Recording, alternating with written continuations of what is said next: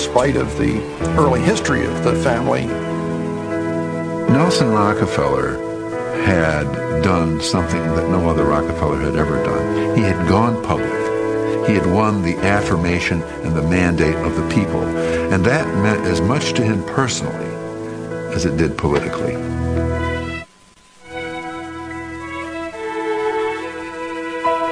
On May 7, 1960, at age 86, John D. Rockefeller Jr. died during his winter stay in Tucson, Arizona. The funeral was held in New York City, at the Riverside Church, the Gothic cathedral Jr. had built.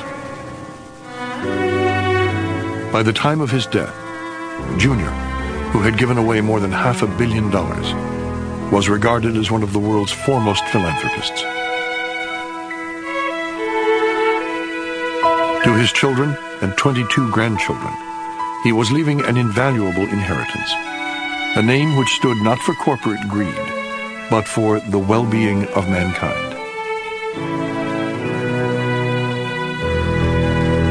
Nelson rushed to fill the void his father's death had created. Less than a year after Junior's death, he moved into Kykuit, the mansion at Pocantico Hills his father had built for his grandfather. The many modern sculptures he added to his father's classical statuary and imposed on his grandfather's stately landscapes underscored that he was the new lord of Kykuit.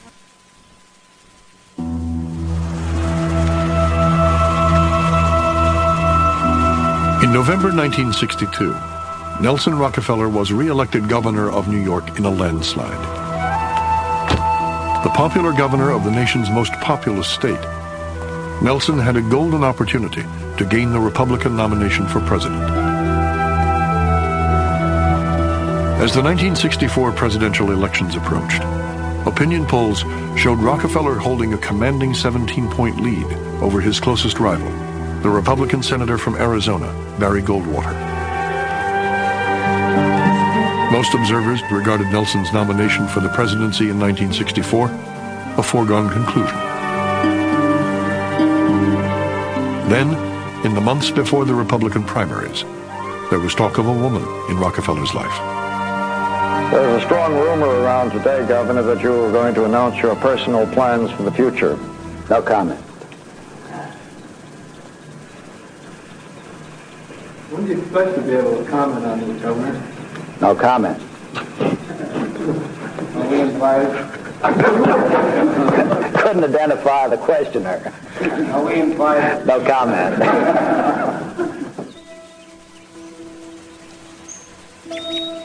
The marriage took place in Pocantico on May 4th, 1963. The bride was Margaretta Happy Murphy, recently divorced and the mother of 4 children. Lawrence hosted the wedding. Neither Nelson's children nor his other siblings attended. Earlier in the week, Winthrop had come all the way from Arkansas to try to dissuade Nelson from marrying. That very weekend, John D. III entertained Nelson's ex-wife Todd at his home in Williamsburg. I think it would be inaccurate to say that it didn't create problems for him, both politically and within the family. I think that his political career started to come to an end at the time of his divorce and remarriage. My great honor and pleasure to introduce to you someone that some of you have been looking for quite a while, Mrs. Rockefeller. Nelson, at this point, really knows no bounds. He is writing the updrafts of this amazing thing that has happened with the family in the post-war era, and figures, he can have it all. These were much more conservative times socially in this country. He was warned that this was a very perilous thing for him to do in light of his still burning political ambitions. He went ahead with it anyway. For weeks, the Rockefeller name was splashed across the national press. Nelson was called a homewrecker. His new wife was accused of abandoning her young children. By late May, his lead over Goldwater had vanished.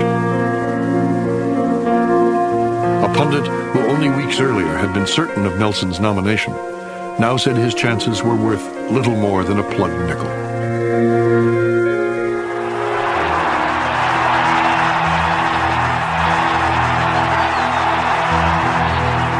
On July 16th, at the San Francisco Cow Palace, Barry Goldwater was nominated in the first ballot.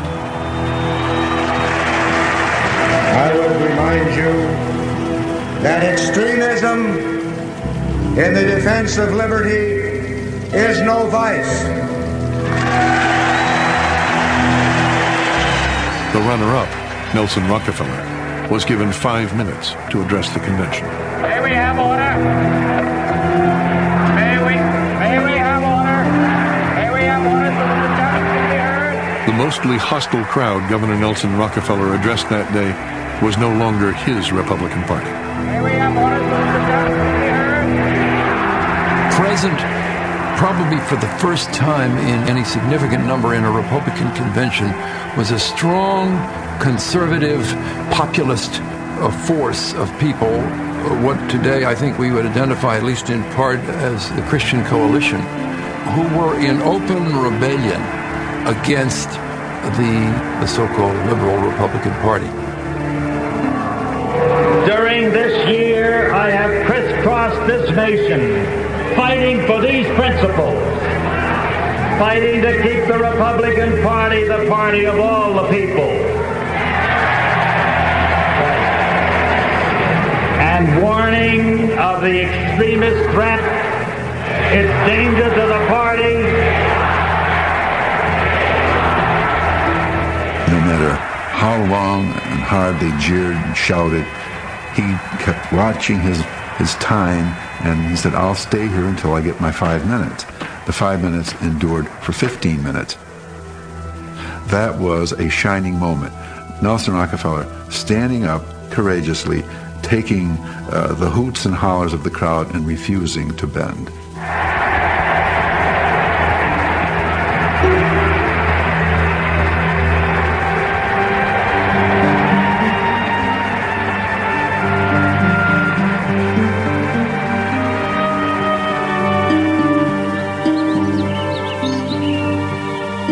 Nelson Rockefeller returned home to Kykuit.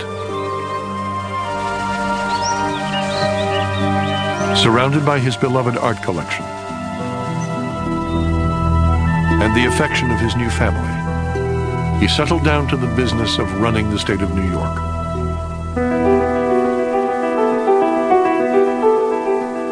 Spending taxpayers' money as freely as if it were his own, he embarked on a massive building spree which would transform the Empire State. Miles and miles of highways, hundreds of water treatment plants, 50 new state parks. He liked nothing better than to see the dirt fly. That's why he built this huge university system. He built the new Capitol, known today as the Nelson A. Rockefeller Empire State Plaza. Here was something tangible that you could put your hands on, that you could see, that would long outlast his own life. As Rockefeller became absorbed in remaking New York State, his presidential virus seemed to be in remission. I believe Rocky when he says he's lost his presidential ambition, journalist Bill Moyers commented. I also believe he remembers where he put it.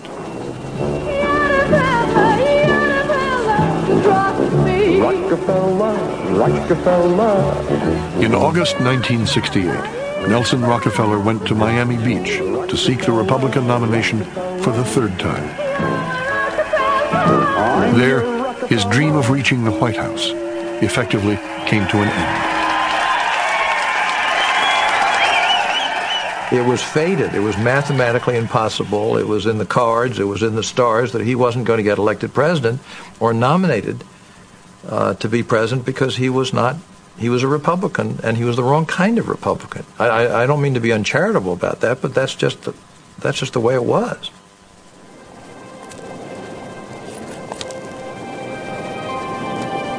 The end of Nelson's presidential hopes denied the grandchildren of John D. Rockefeller the final prize in their ascent to the pinnacle of American society.